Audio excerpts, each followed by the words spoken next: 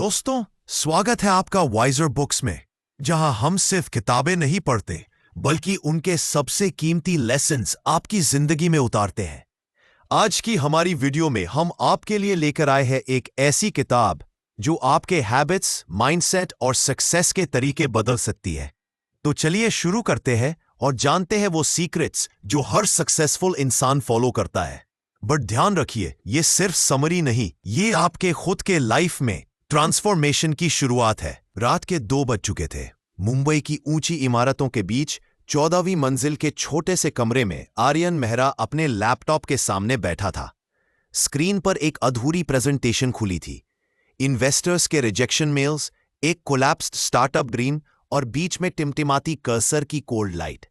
कमरे में सिर्फ पंखे की आवाज थी और दीवार पर चिपकी motivational line, dream big, never give up, जो इस वक्त मजाक सी लग रही थी। आर्यन की आंखें लाल थीं, उसकी उंगलियां ठंडी। उसने खुद से बुदबुदाया, Why does this always happen to me? वो खुद को हालात का शिकार मान बैठा था। उसे लगने लगा था कि शायद किस्मत उसे बार बार नीचे गिराने के लिए बनी है।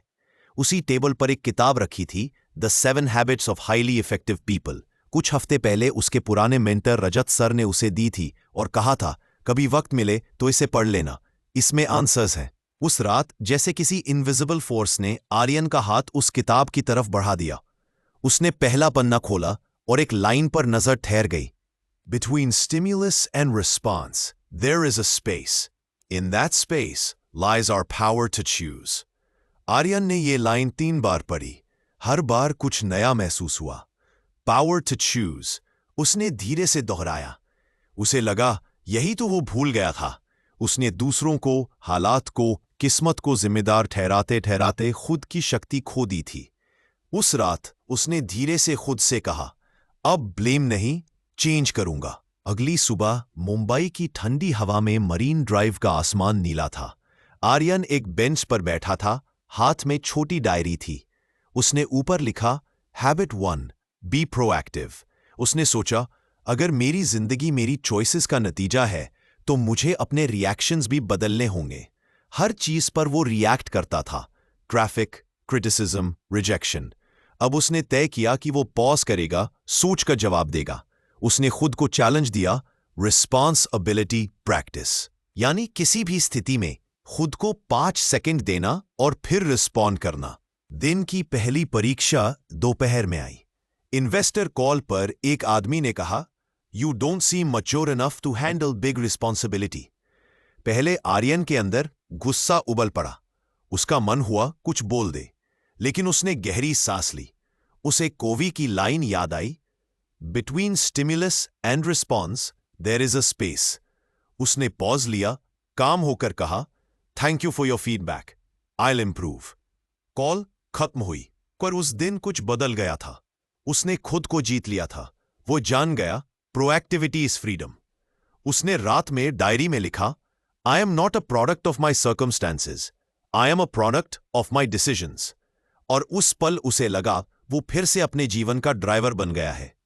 अब वो हर सुबह 10 मिनट मेडिटेट करता और खुद से दोहराता, I choose my response. I control my energy. धीरे धीरे उसका माइंडसेट बदलने लगा। कुछ दिन बाद उसने अगला लेसन शुरू किया, Begin with the end in mind. वो सोचने लगा कि असल में वो क्या चाहता है। एक रात बालकनी में बैठकर उसने खुद से पूछा, अगर आज मैं चला जाऊं तो लोग मेरे बारे में क्या कहेंगे। सवाल अजीब था, लेकिन दिल के भीतर गूंज उठा।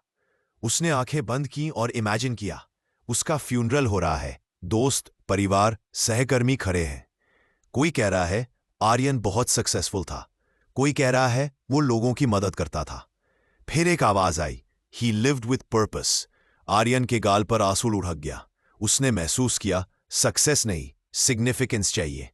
उसने डायरी में लिखा, my mission statement to create meaningful impact through innovation, honesty and compassion.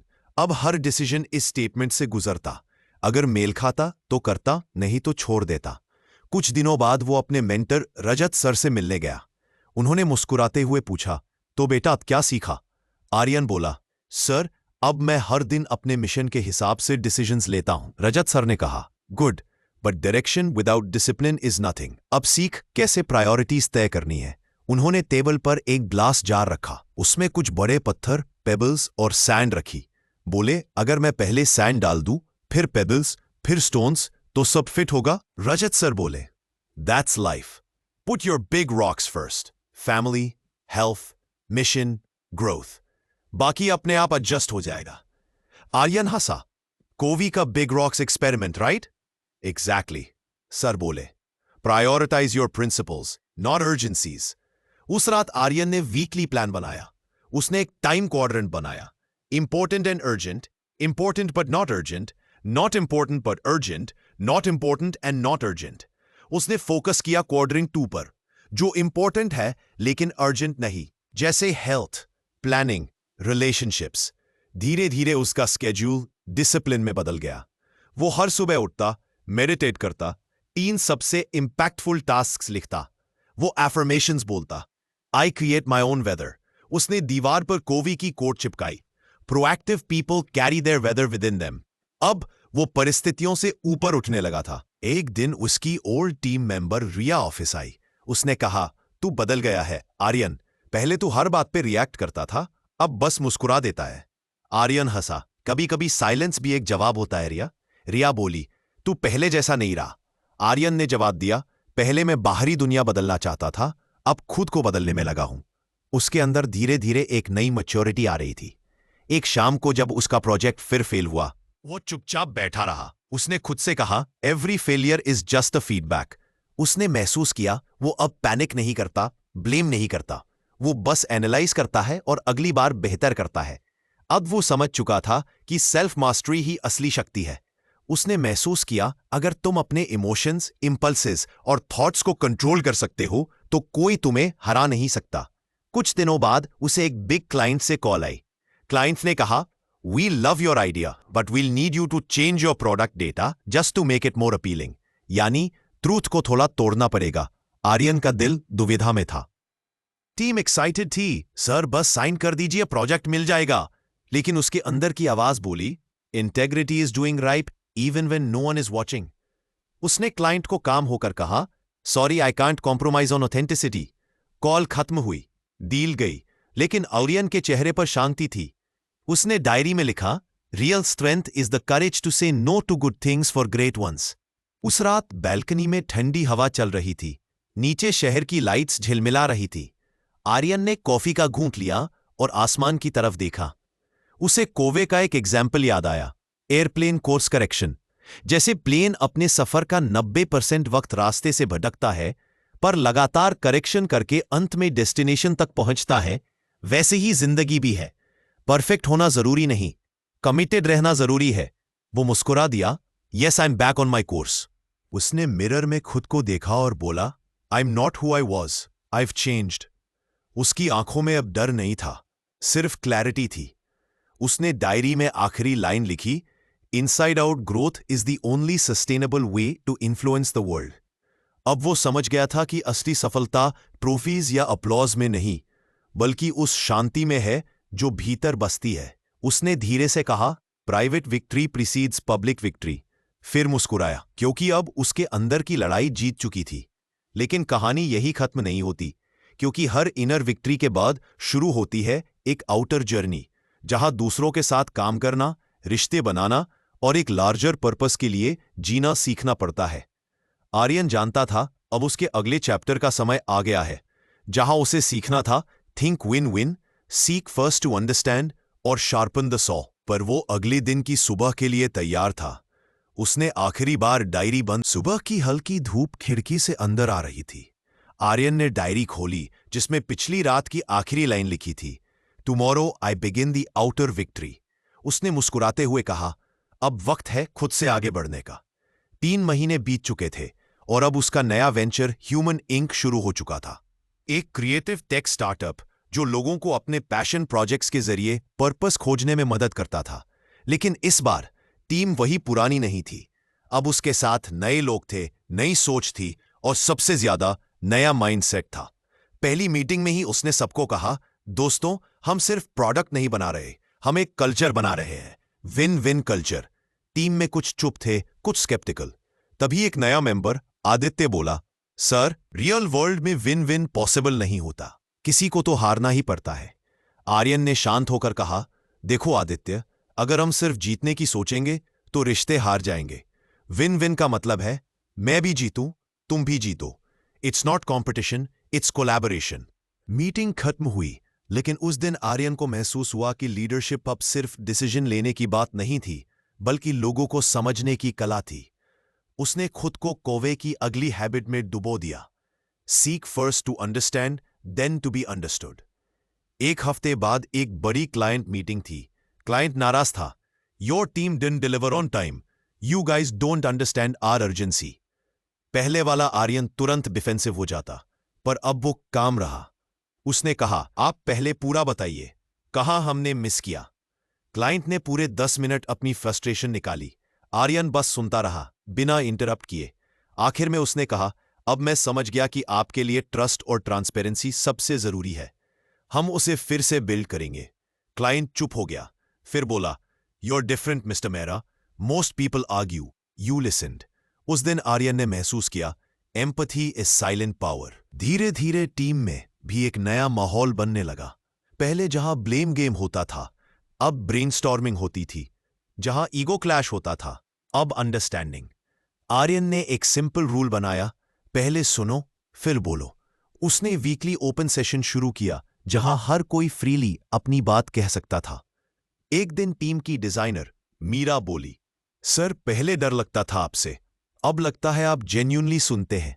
Aryan मुस्कुरा दिया, क्योंकि अब मैं सुनता नहीं, समझता हूं। धीरे धीरे ह्यूमन इंक ग्रो करने लगा। इन्वेस्टर्स वापस आने लगे, लेकिन इस बार आर्यन उन्हें चेज नहीं कर रहा था, बल्कि अट्रैक्ट कर रहा था। उसकी एनर्जी में अब क्लैरिटी थी, डेस्परेशन नहीं।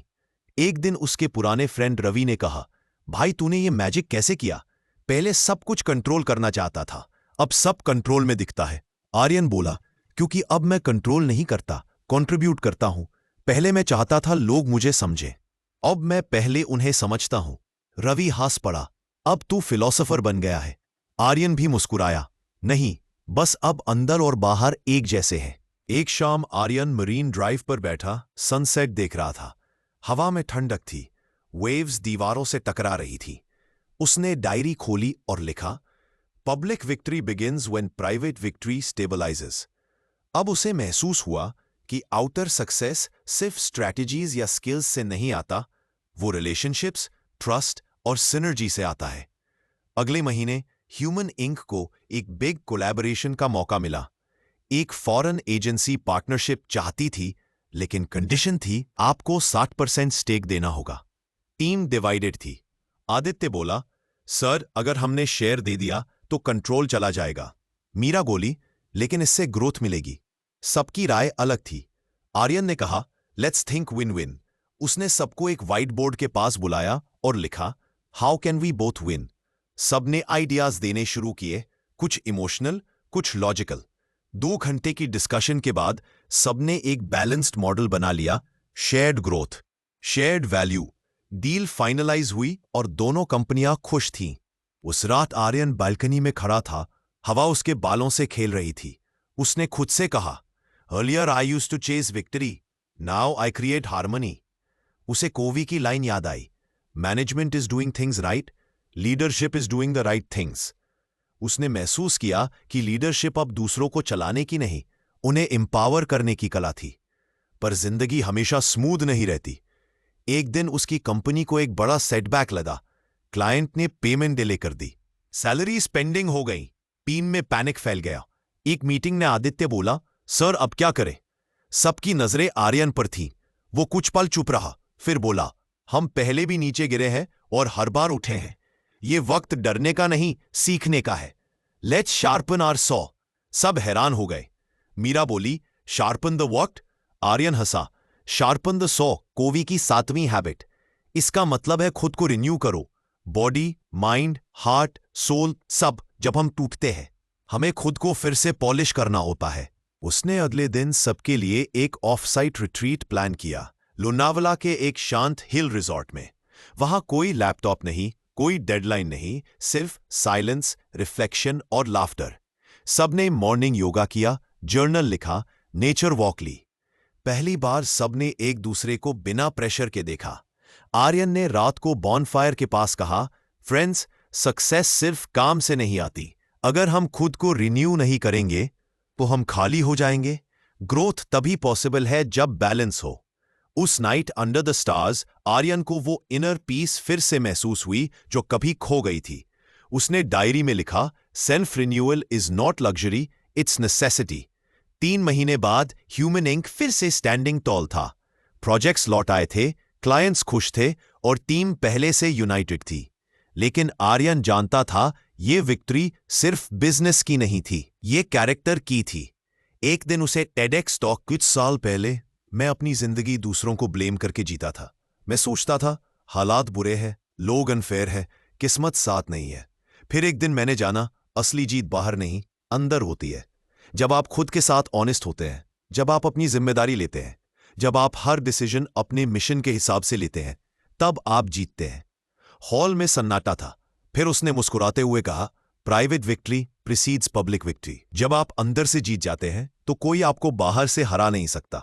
ताली की गूंज पूरे हॉल में भर गई। आर्यन ने स्टेज से उतरते हुए देखा, ऑडियंस में रजत सर बैठे थे। वो मुस्कुरा रहे थे। आर्यन उनके पास गया, बोले, सर, आपने कहा था आंसर्स इस किताब में हैं। सच में थे। रजत सर ने उसके कंधे पर हाथ रखा, अब तू किताब नहीं पढ़ता, अब तू खुद किताब बन गया है। उस रात आर्यन छत पर बैठा था, आसमान की ओर देखते हुए बोला, प्रोएक्टिविटी ने मुझे खुद से मिलाया, विजन ने मुझे दिशा दी, प्रायोरिटीज ने मुझे क्लैरिटी दी, एम्पथी ने मुझे कनेक्शन दिया, सिनर्जी ने मुझे शक्ति दी, रिन्यूअल ने मुझे संतुलन दिया और अब पर्पस ने मुझे शांति दी। हवा में ठंडक थी पर उसके दिल में एक गर्माहट थी। उसने आंखें बंद की और कहा, अब मैं किसी रेस में नहीं हूं, मैं बस वो बन रहा हूं जो मुझे होना चाहिए था। दूर कहीं समुद्र की लहरों की आवाज थी, जैसे जिंदगी कह रही हो, हर जीत बाहर नहीं मिलती, कुछ जीतें भीतर होती हैं और वही सबसे बड़ी होती है। धीरे धीरे रात गहरी होती गई। आर्यन ने डायरी में आखिरी लाइन लिखी, success is not what you get, it's what you become. उसने लाइट बंद की और मुस्कुराते हुए कहा, अब मैं सच में जीत गया हूं, अंदर से। दोस्तों, अगर आर्यन की कहानी ने आपको थोड़ी सी भी क्लैरिटी दी है तो याद रखना, जिंदगी का सबसे बड़ा पावर है आपकी चॉइस। आप हालात बदल नहीं सकते, लेकिन खुद का रिस्पॉन्स जरूर बदल सकते हैं। सक्सेस शुरू होती है अंदर की जीत से। So be proactive, begin with your end in mind and always put first things first. अगर कहानी पसंद आई हो तो कमेंट्स में जरूर बताना कि आर्यन का कौन सा मोमेंट आपको सबसे ज्यादा टच किया। लाइक करो, शेयर करो और ऐसे ही सोलफुल स्टोरी सुनने के लिए चैनल को सब्सक्राइब जरूर करो।